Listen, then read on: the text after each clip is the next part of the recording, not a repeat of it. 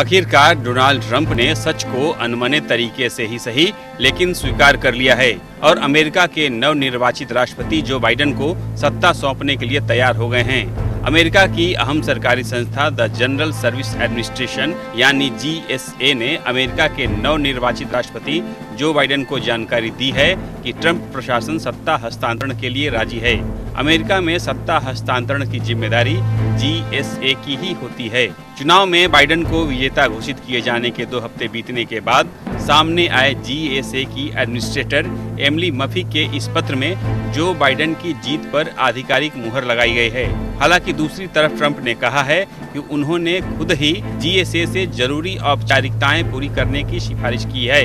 Trump ने tweet किया, मैं GSA की एमिली मफी को देश के प्रति उनकी वफादारी और समर्पण के लिए शुक्रिया अदा करना चाहता हूं।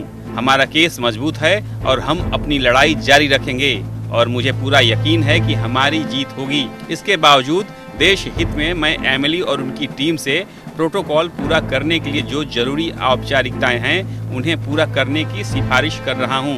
अब ट्रंप के इस ट्वीट को हार स्वीकारने के तौर पर ही देखा जा रहा है। GSA की तरफ से बाइडेन को पत्र भेजे जाने के बाद सत्ता हस्तांतरण की प्रक्रिया आधिकारिक तौर पर शुरू हो जाएगी।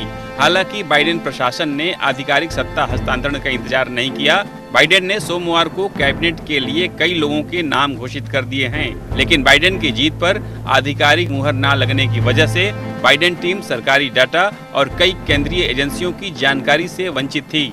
बाइडेन की जीत पर मुहर लगाने वाला ये पत्र ऐसे वक्त में भेजा गया है जब ट्रंप की चुनावी नतीजों को चुनौती देने वाली कई याचिकाएं खारिज हो चुकी हैं और अधिकतर राज्यों ने चुनाव नतीजों पर मुहर लगा दी है। मिशिगन ने आधिकारिक तौर पर चुनावी नतीजों पर मुहर लगा दी है। जॉर्जिया ने भी शुक्रवार को चुनाव नतीजों की पुष्टि की और पेंसिल्वेनिया में भी चुनावी नतीजों को आधिकारिक तौर पर पुष्टि के करीब है। ऐसे में ट्रंप की चुनाव में धांधली और साजिश वाली दलील पूरी तरह से नाकाम होती नजर आ रही थी। अब तो ट्रंप पर हार स्वीकार करने के लिए अपनी पार्टी की तरफ से दबाव बढ़ता जा रहा था। Bureau report.